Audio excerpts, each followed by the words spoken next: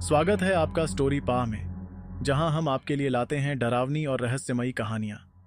आज की कहानी है एक हॉस्टल की रात की, जो कभी किसी ने नहीं भुला पाई।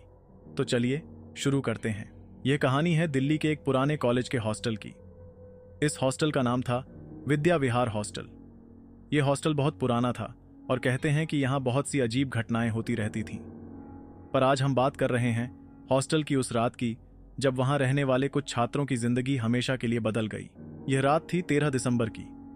चार दोस्त रोहित, अर्जुन, साक्षी और प्रिया अपनी सेमेस्टर की परीक्षाओं की तैयारी कर रहे थे। वे अपने कमरे में पढ़ाई कर रहे थे जब अचानक बिजली चली गई।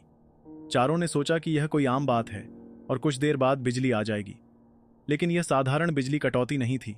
रोहित: यार, यह बिजली का जाना भी अजीब है। अर्जुन: अरे डर मत, ये तो रोज की बात है।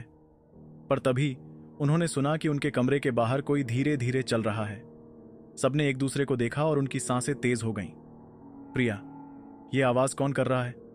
साक्षी: पता नहीं, चलो देख कर आते हैं। चारों ने हिम्मत जुटाई और कमरे का दरवाजा खोला, पर बाहर कोई नहीं था।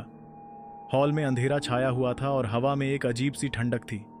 उन्होंने सोचा कि शायद यह उनका वहम है और वे वापस अपने कमरे में चले गए। परंतु कुछ देर बाद उन्हें फिर से वही आवाजें सुनाई दी।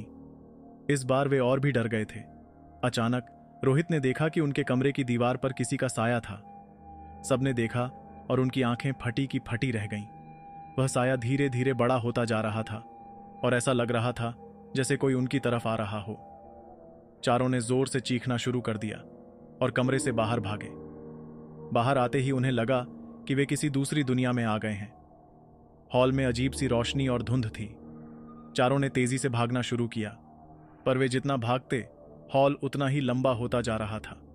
उनके कानों में एक भयानक आवाज गूंजने लगी, तुम यहां से कभी नहीं जा सकते। चारों की धड़कनें तेज हो गईं और वे घबराकर एक दूसरे को पकड़ने लगे।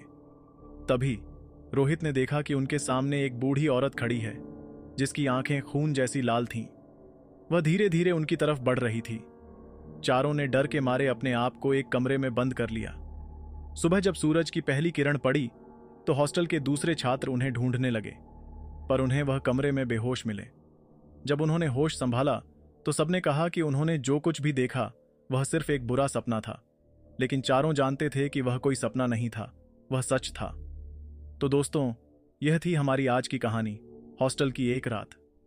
अगर आपको यह कहानी पसंद आई हो तो लाइक और सब्सक्राइब करना ना भूलें। और हाँ, अगली बार जब आप हॉस्टल में हों तो ध्यान रखें, क्योंकि कौन जानता है कि आपके आसपास क्या हो रहा है। धन्यवाद दोस्तों, फिर मिलेंगे एक नई डरावनी कहानी के साथ। तब तक के लिए अलविदा और सुरक्षित रहें।